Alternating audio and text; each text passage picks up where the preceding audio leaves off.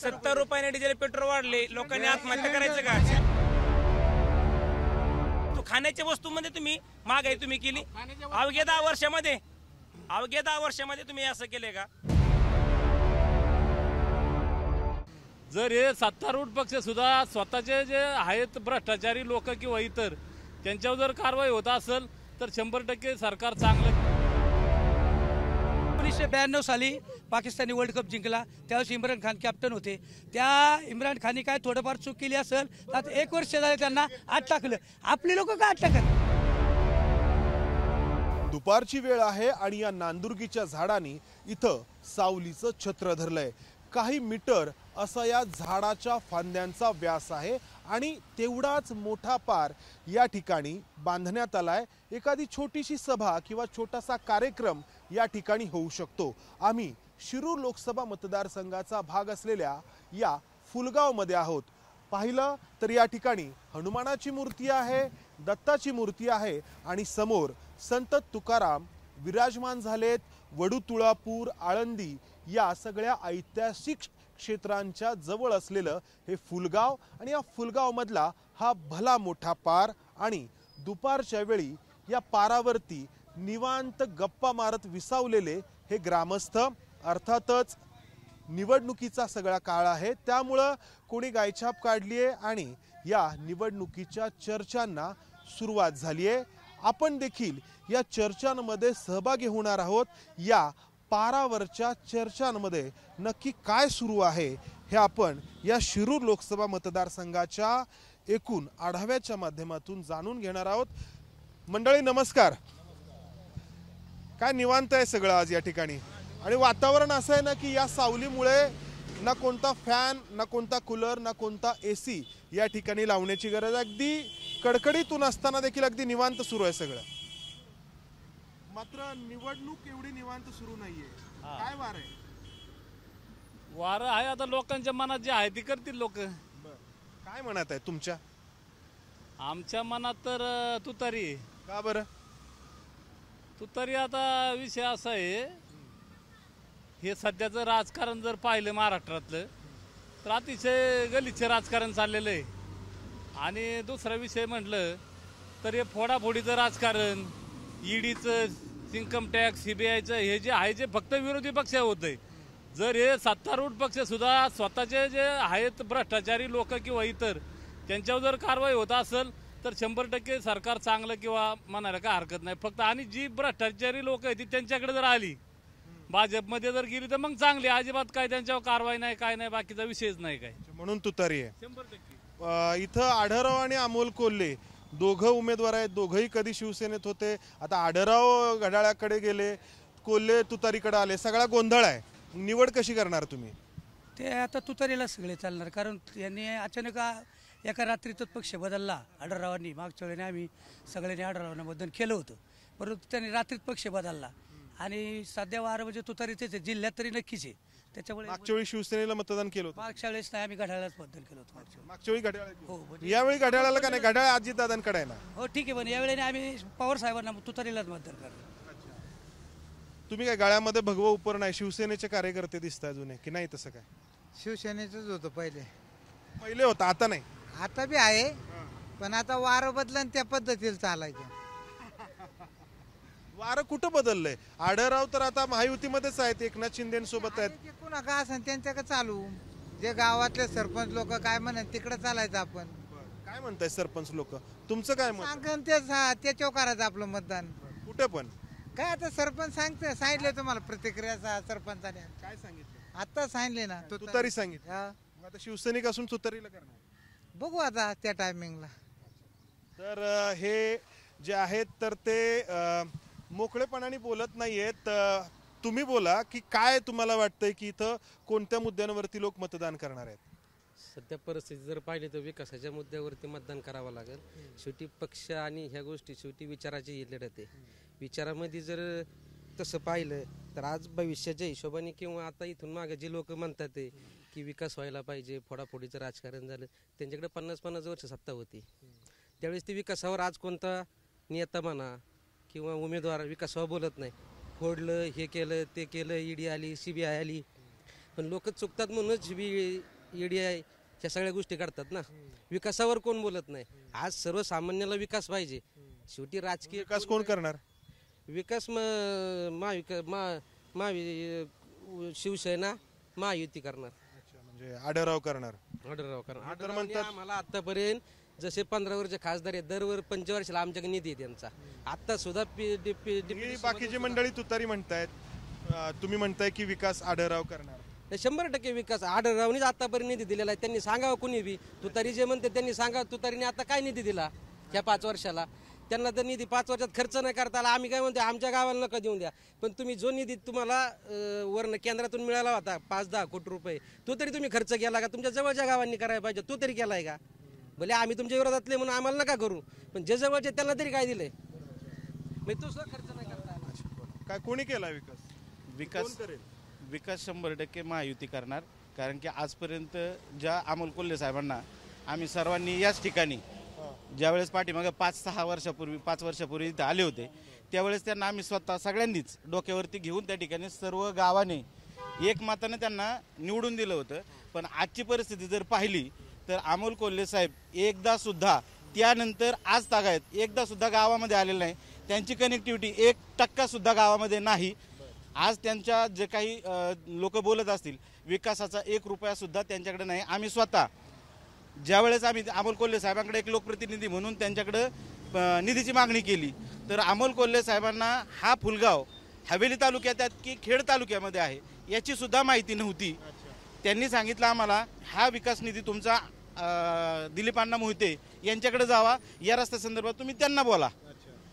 त्यानंतर आम्ही त्यांच्या लक्षात आणून दिलं की हवेली तालुक्यामध्ये फुलगाव हे गाव आहे आणि आमचे आमदार हे अशोक बापू पवार आहेत. मग त्यानंतर त्यांनी सांगितलं की तुम्ही अशोक बापूंकडे जा. आता एक लोकप्रतिनिधी खासदार निधीच्या मागणीसाठी सुटला नाही जातो. दादा काय वाटतं तुम्हाला?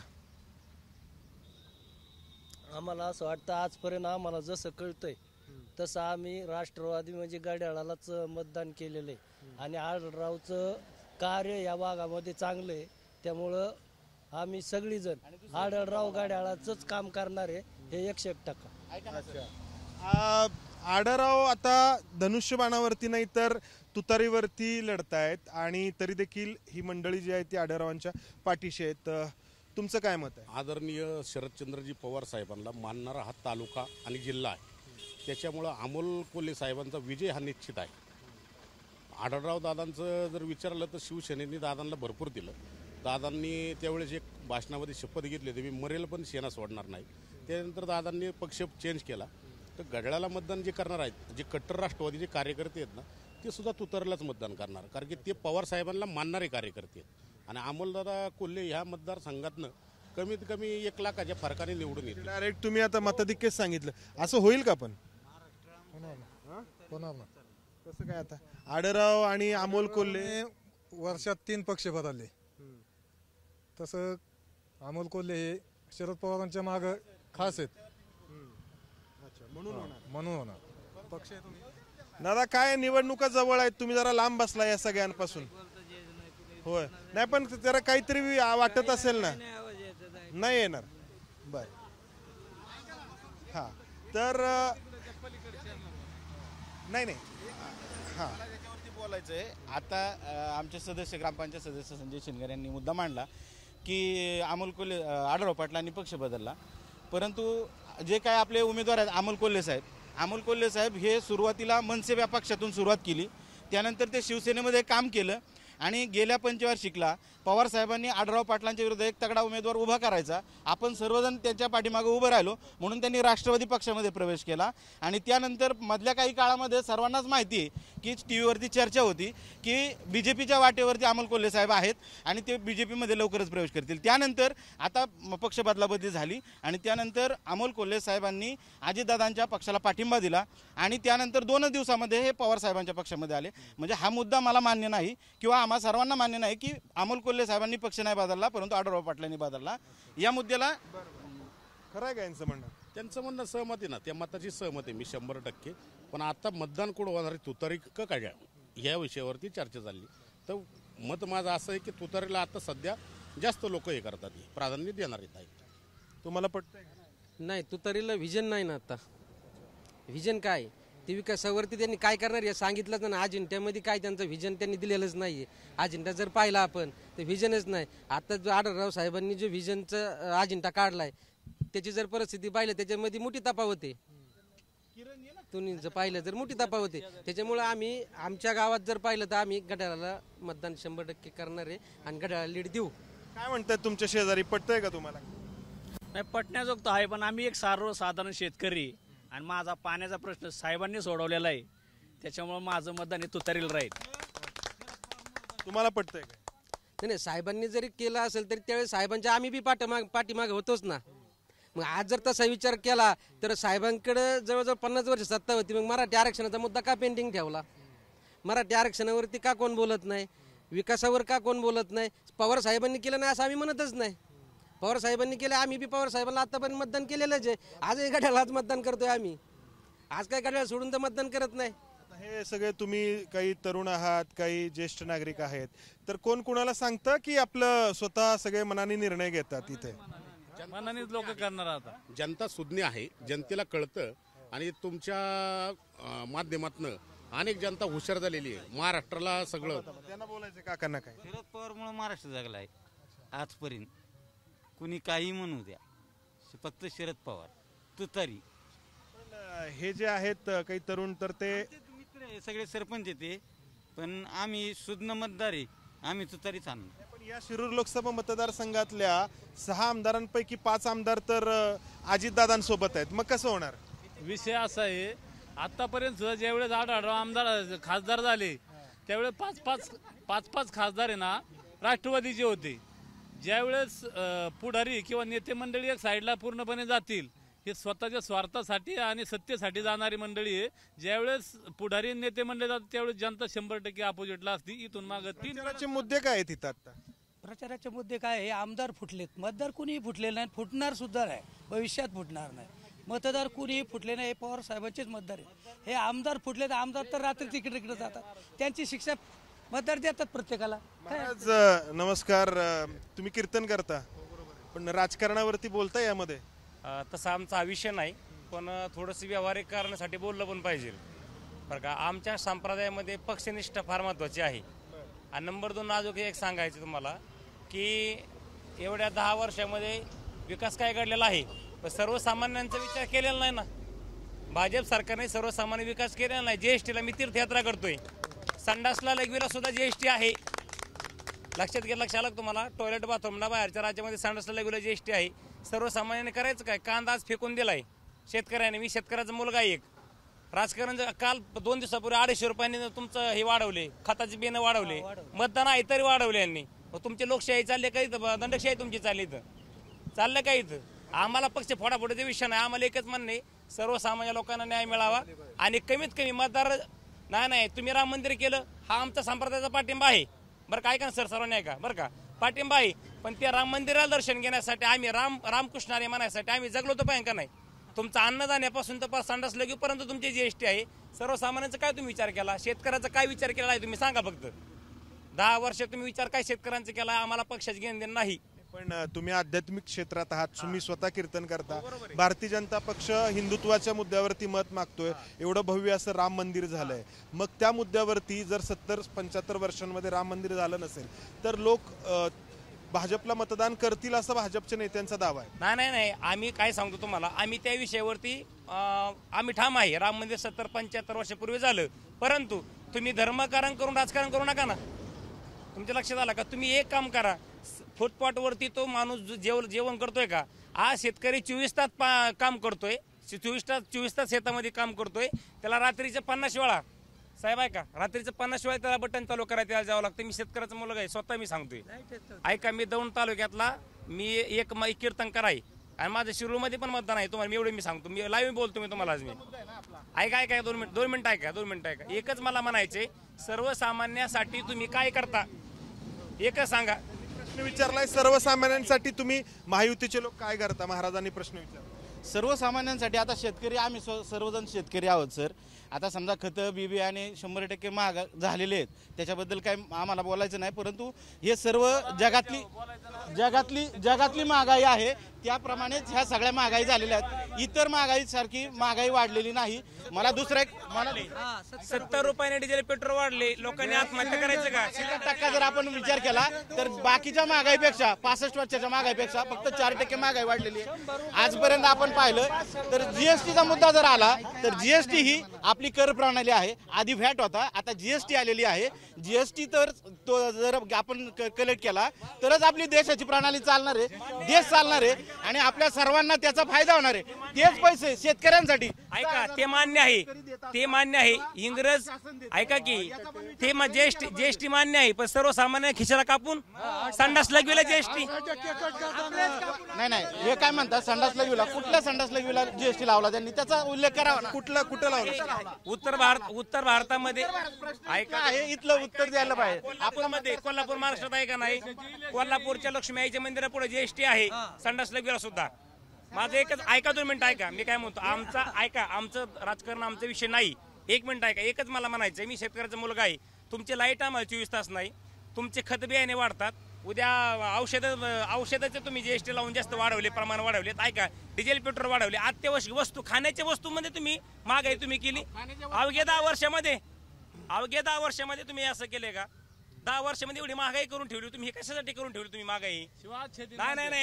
नाही मान्य करू. आणि त्याच्यात नंबर 2 पक्ष फोडाफोडी तुम्ही केली.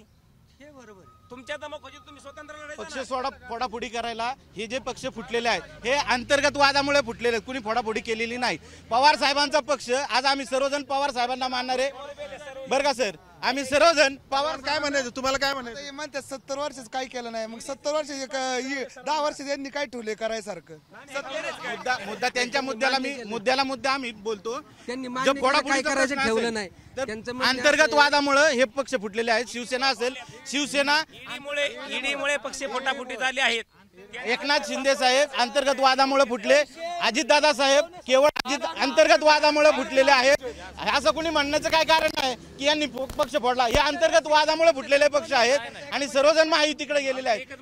सत्तेवरती कुणी या, ऐका, सत्तेवरती कुणी या, ऐकून घ्या. कांद्याला बाजार पाहिजे, दुधाला बाजार पाहिजे, टॅक्स कमी, तुम्ही खत बियाणे कमी करा. पुढे गेले होते हे महाराज, आजपर्यंत गेले पुढे होते. 65 वर्षामध्ये मी सुद्धा आहे. राम मंदिराचा मुद्दा यांनी कधी घेतलेला नाही 65 वर्षात. मान्य ना, आम्ही काँग्रेसचे नाही. दबाव आणून फुटलेली लोक आहे. दबाव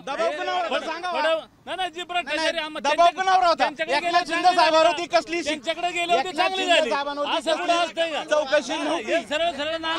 शेतकऱ्याकडे ज्यावेळेस कांदा नाही राहिला तेव्हा निर्यात चालू केली. पांढरा कांदा शेतकऱ्याकडे. कांद्याचा मुद्दा महत्वाचा आहे. तुम्ही सगळे शेतकरी आहात तर कांद्याचं काय? आम्ही शेतकरी आता निर्यात चालू केलेली आहे ना. निर्यात चालू केली म्हणतात. कधी शेतकऱ्या कांदा नाही राहिला निर्यात केलेली आहे. कंटेनर उभे 400 कंटेनर आतमध्ये टाकले. हे म्हणतात तुम्ही खरं शेतकरी आहात का? किती लोकांचा कांदा? हे शेतकरी आहेत का? शेती बघायला चला.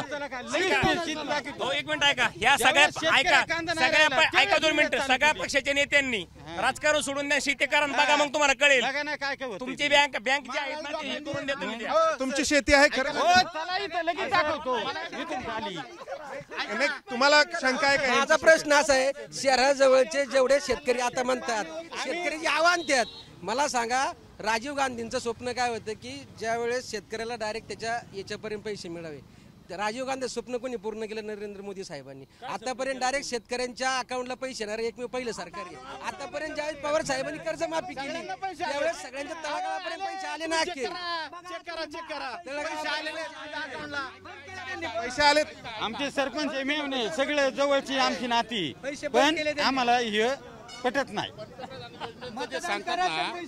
देवीचं घेतलं, देवीला वाढलंय. पेट्रोल किती रुपये लिटर झाले, डिझेल किती रुपये लिटर झाले. काँग्रेसच्या काळात कसं होतं, सिलेंडर किती होतं?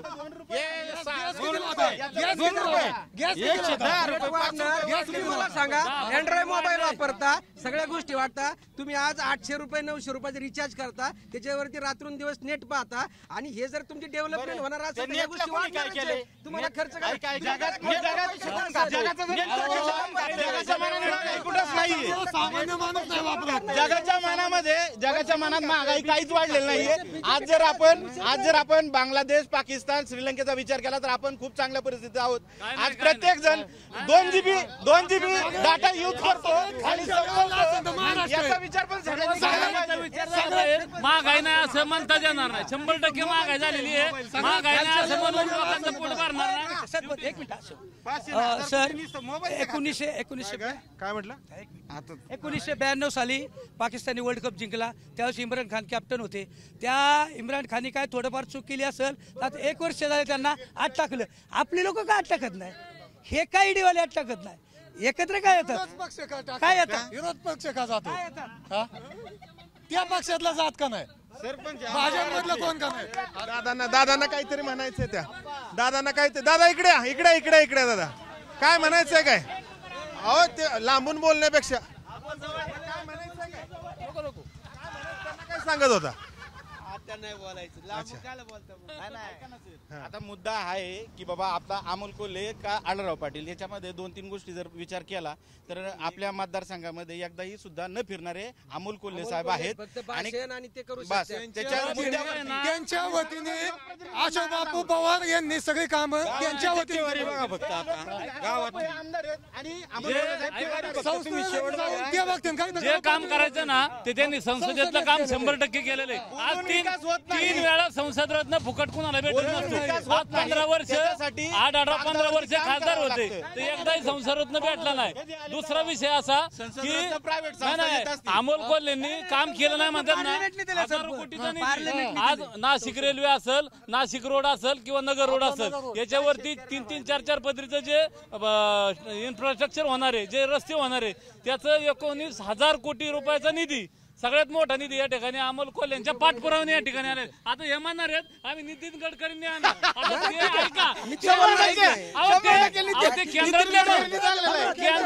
केंद्रातले मंत्री शेवटी त्यांची दोन्हीकडे यांनी कुठं हे नाही दिलं. आता अमोल कोल्हेंनी ते यांनी करून घेतलंय. हे आपलं संभाजी महाराजांचं वडवचं दोन्ही अजितदादा साहेबांनी निधी दिला. अजितदादांनी त्याला 400 कोटी रुपयाचा आपण जरा आटोपत घेऊयात. या नांदुर्गीच्या झाडाखालच्या सावलीतल्या थंडगार वातावरणामधली ही चर्चा बरीच गरम झाली आहे. मंडळी बसून घ्या. चर्चेला सुरुवात करण्याच्या आधी जसे तुम्ही सगळे लोक निवांत बसला होतात तसेच बसून घ्या. खरं तर रोज एकमेकांना भेटणार, एकमेकांची भाऊबंद असलेले हे सगळे लोक निवडणूक आल्यामुळं विभागले गेलेत, 2 गट पडलेत आणि या पारावरती ही चर्चा या ठिकाणी नित्याची झाली आहे. ती तुमच्यापर्यंत पोचवायचा आमचा प्रयत्न होता आणि उद्देश हाच होता या पाठीमागचा की गाव पातळीवरती ग्रामीण भागातली लोक कशा पद्धतीने विचार करतायत, शहरी मतदारांचा जो कल आहे किंवा शहरी मतदारांची विचार करण्याची जी पद्धत आहे ते एका विशिष्ट प्रकारची असते आणि ग्रामीण भागातले जे लोक आहेत ते त्यांच्या समस्या किंवा त्यांच्या रोजच्या आयुष्यातील जे काही प्रश्न आहेत ते समोर ठेवून या राजकारणाकडे पाहण्याचा प्रयत्न करत असतात. अर्थात प्रत्येकाने स्वतःचा असा निर्णय घेतलेला आहे आणि मतदानाचा दिवस जवळ आहे.